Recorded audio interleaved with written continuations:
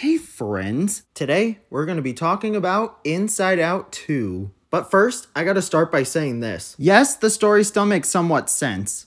It is possible that Riley's parents could have had these new emotions, but they just weren't needed for the first movie. My headcanon is that anxiety could have been there all along and we didn't notice. They could have just been vibing elsewhere in headquarters. It's possible the new emotions in this movie could have been vibing somewhere else in headquarters. But that's just a theory.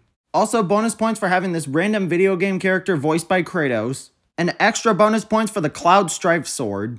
And I also love the Smash Bros parody. Okay, sorry, I know I'm a video game nerd. You probably know this already though. Okay, now let's talk about the actual movie. For starters, I do like that the voice actor of Forky now voices Fear in this movie, though honestly, I do miss when Fear was voiced by Flintlockwood. Disgust voice actress was also replaced, which is honestly probably for the best. I gotta say, this movie is really funny. I'd say it's just as funny, if not funnier than the first one. The jokes are that good. The new emotions are pretty good.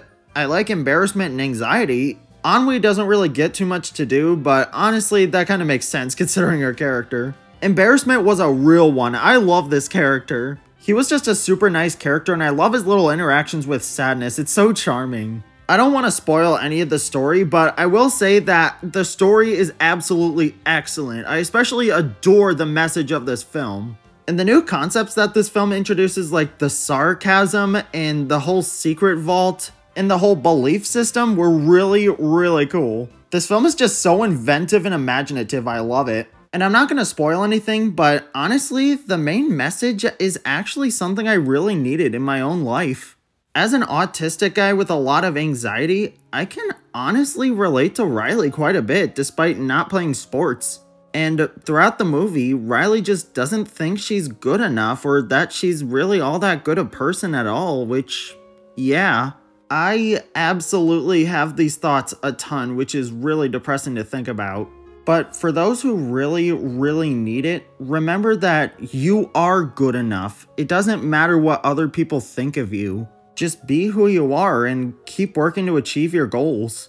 You are always good enough. You may always think otherwise, but it's true. Okay, I'm sorry. I did end up being, for a lack of a better term, emotional here, but it's true. I really did mean what I said. I'm not trying to be sappy just for the sake of being sappy. I didn't realize until the end of this movie that these two movies, both the first and the second one, just mean a whole ton to me.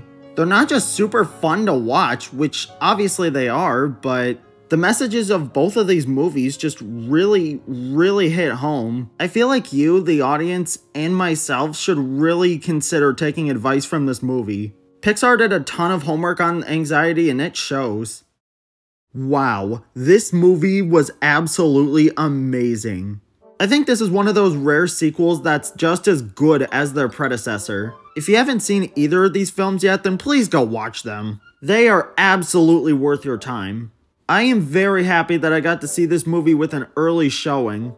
And I am super excited to rewatch this one when it comes onto Disney+. Also in the beginning, you get to see Kitty.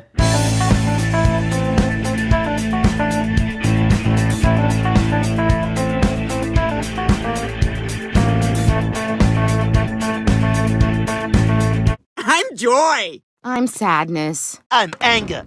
I'm disgust. I am a stegosaurus.